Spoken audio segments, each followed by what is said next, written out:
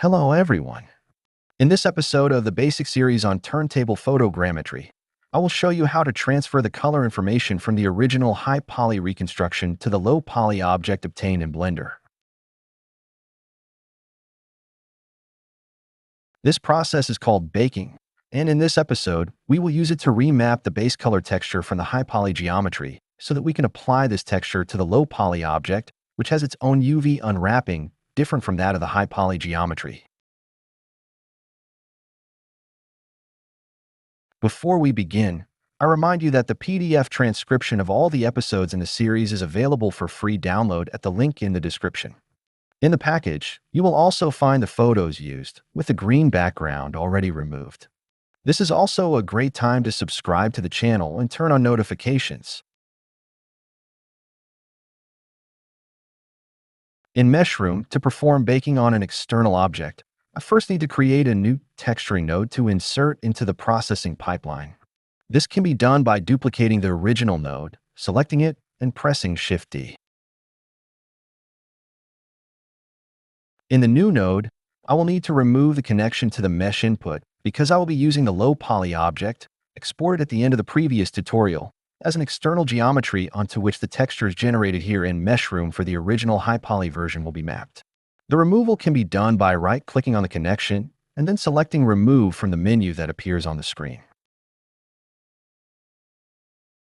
Now I need to configure some parameters in the settings of the new texturing node, starting with the mesh field, where I have to copy the path of the low poly file I exported from Blender. I set the desired texture resolution freely. I recommend keeping the default value 8192 to maintain good quality, as this texture will still be processed further later.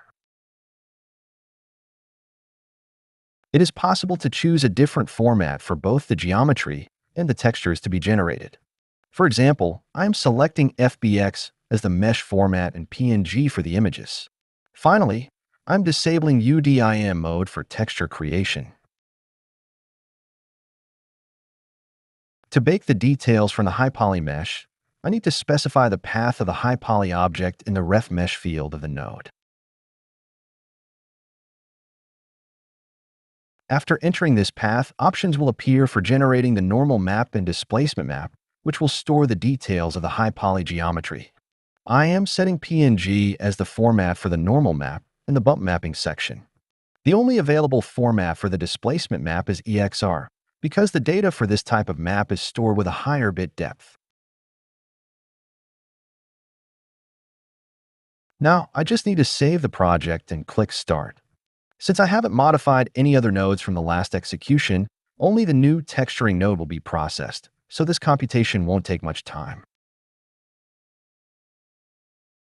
Once the process is complete, the generated texture images will be located in a new subfolder inside the texturing folder within the project's cache directory on disk. As you can see, the normal map obtained this way appears faceted, even though the low poly geometry exported from Blender had smooth shading enabled. I haven't found any valid solutions to fix this issue in Meshroom, not even by trying other processing nodes or exporting with smoothing groups from Blender. No luck. However, I didn't lose sleep over this problem because baking the normal map from the high poly version to the low poly one can easily be done in Blender or Substance Painter. What really matters to me at the end of this process is the new base color texture, which has been reconstructed based on the UV unwrapping I created for the low poly object. This texture will be easier to edit compared to the one initially generated by Meshroom, which you may have briefly seen in a previous episode. Additionally, Meshroom sometimes doesn't generate a single EXR map for the base color, but rather multiple textures, associating them with multiple submaterials. This can make it difficult to bake them into a single color texture in external programs. In such cases, baking the base color onto the low poly version, which has only one material here in Meshroom, can save a lot of trouble. To wrap up, from this phase, we will keep only the new base color texture in PNG format. In the next episode, I will show you how to bake normal maps in Substance Painter and how to set up the basic PBR material. See you next time.